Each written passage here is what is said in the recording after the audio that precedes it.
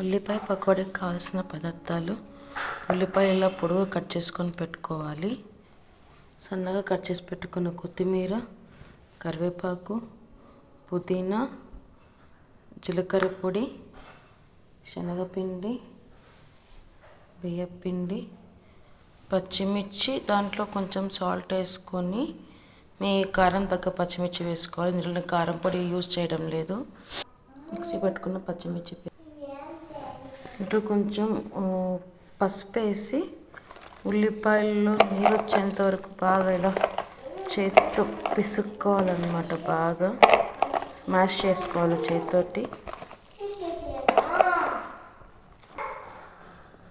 కొంచెం వాము ఇలా క్రష్ చేసుకొని వేసేసుకోవాలి. ఇప్పుడు ఇందులో ఇది ఈ పచ్చిమిర్చి పేస్ట్, కొత్తిమీర, కరివేపాకు, పుదీనా,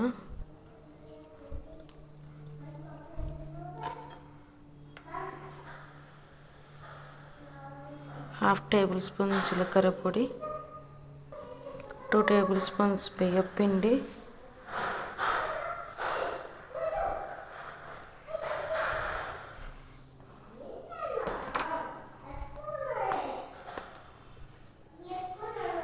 3 టేబుల్ స్పూన్స్ శనగపిండి అన్నమాట.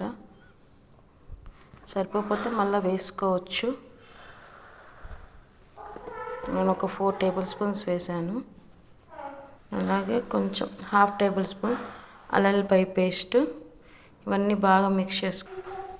అలాగే డీప్ ఫ్రైకి సరిపడా ఆయిల్ కూడా పెట్టుకున్నాను.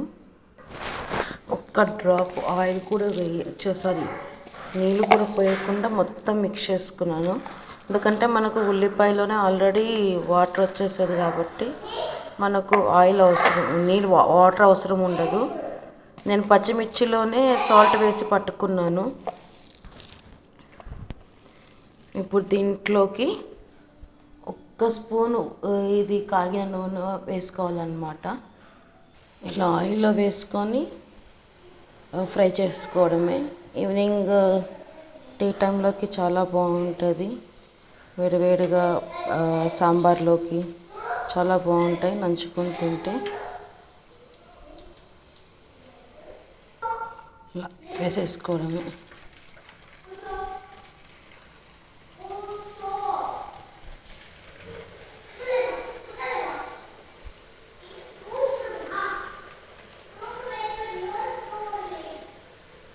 ఆల్రెడీ వేగిన బ్యాచ్ ఇక్కడ పెట్టేసేసాను. అంతే, వేడి వేడి ఉల్లిపాయ పకోడీ రెడీ అన్నమాట. Please do like, share and subscribe to Teju creations. నా ఛానల్ని ఫస్ట్ టైం చూసినంత ప్లీజ్ సబ్స్క్రైబ్ చేసుకోండి. Thanks for watching.